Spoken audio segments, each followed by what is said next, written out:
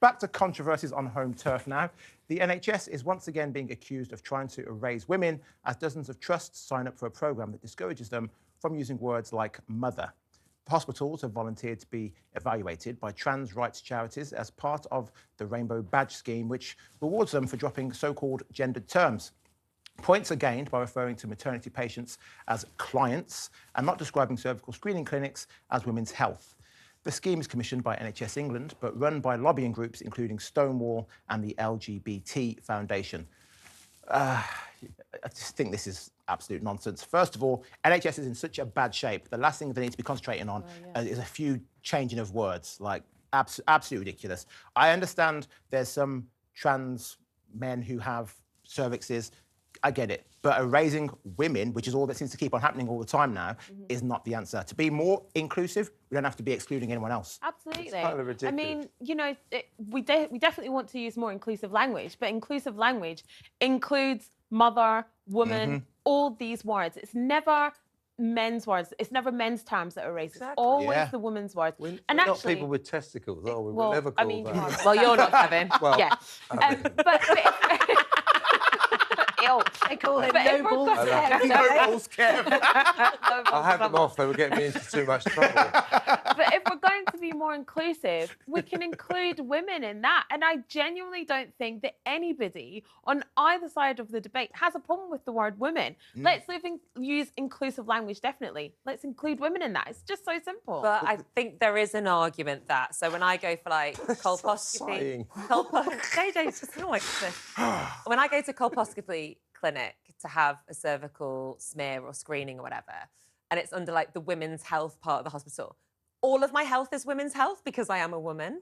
So it's just odd that that would be segregated. There are loads of arguments within the medical industry that the more we kind of silo women's health, the more disadvantaged women will be. Whereas if we just literally treat it as cervix care, then that is different to just saying, oh, it's just a women's problem. That makes sense, because when I go for mammograms, which I've done regularly for years and years, you go to the breast clinic. You don't go to the female breast clinic. It's just called the breast clinic. That's just the name of the room. So I get that argument. I think the whole thing with Stonewall and it being a lobbying thing is that for many, many years, there was a successful lobbying campaign, and one that I supported, to be more inclusive towards trans people, that trans people were excluded. And I think, you know, and I'm talking about 10 years ago, when many people were sort of waking up to the idea that there was this minority of people who were really quite persecuted and disadvantaged and vulnerable, and that something must be done to be more, welcoming of them. I think, and that's when a lot of these policies were rewritten and the NHS started to be rewritten, and you had all these groups doing it. I do believe the pendulum has swung too far. But of course, now we've got to catch up, because a lot of these policies have been in place for a few years as the pendulum, I think, was swinging too far. And now the pendulum, I think, will swing back a bit and we'll get to where we should have been all along. The problem with it swinging too far is that some of these extreme examples of wokery actually affect patients' treatment.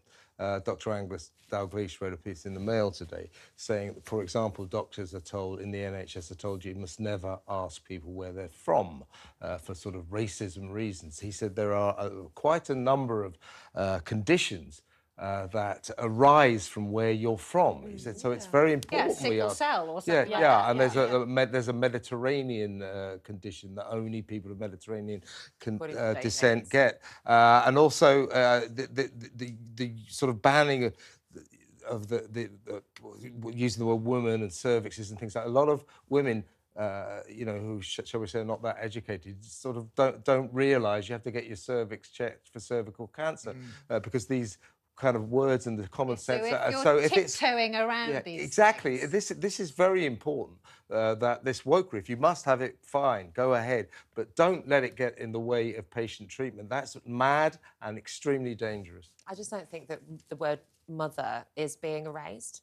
It's just that. But it is, according to that. Yeah, but that's the way that it's been slanted. The story is very much geared against the LGBT community in this way. And I guess this kind of, as you put it, wokery. in reality, it's not happening in that way. They're using gender-neutral terms for the benefit of both women and trans people. But the hospitals don't pass this test.